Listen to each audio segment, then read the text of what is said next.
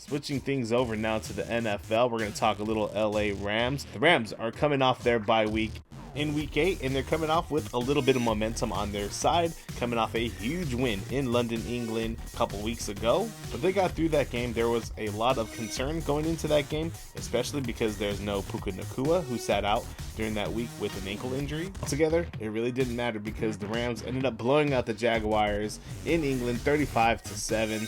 And it was really a tremendous victory for the Rams. They've now won 2 games in a row and are tied with the Seattle Seahawks for first place in the NFC West. One of the big reasons why the Rams carried out that victory in such tremendous fashion was our QB1, Matthew Stafford. Matthew Stafford, my God, a game of his career, going 21 of 33 with 182 yards for 5 touchdowns.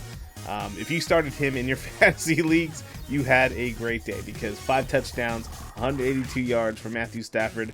I mean, what back injury, right? We're all so concerned with his back injury coming into the season. We didn't know what kind of status he would be at in terms of his health, where he would be at in terms of, just being at an elite status. We were so used to Matthew Stafford over the years being at an elite status. We didn't know where he was going to be coming off of that back injury, but what back injury? It seems like it's non-existent at this point. I mean, what can we say for the guy that just keeps doing it? Our only hope now is just that it can continue and that he can sustain this momentum for the rest of the season and heading into the playoffs in January. But with Puka Nacua out, you know who stepped up. It was Davante Adams. He had 5 receptions for 35 yards and 3 touchdowns. I mean, look, you knew that Davante Adams was going to eat up with Puka Nacua out, and he certainly did.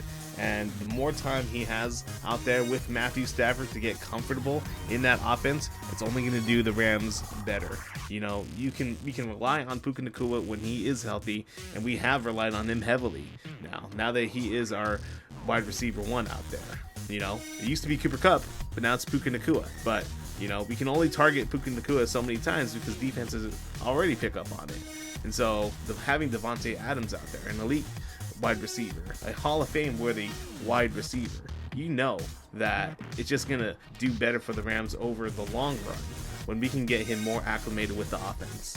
But quick shout out to Kanata Mumfield, who had his first NFL touchdown with the Rams in England against the Jaguars. Davante Adams had this to say about Kanata. He reminds me so much of myself, a young Tay. He's ahead of where I was when I was a rookie.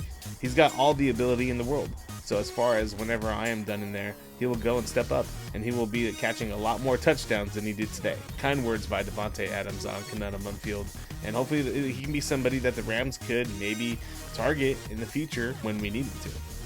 But looking forward to Week 9 against the New Orleans Saints. Rams head coach Sean McVay said wide receiver Puka Nacua and offensive lineman Rob Havenstein are expected to return to practice on Wednesday, and they should be ready to go for Sunday's game against the Saints barring any setbacks.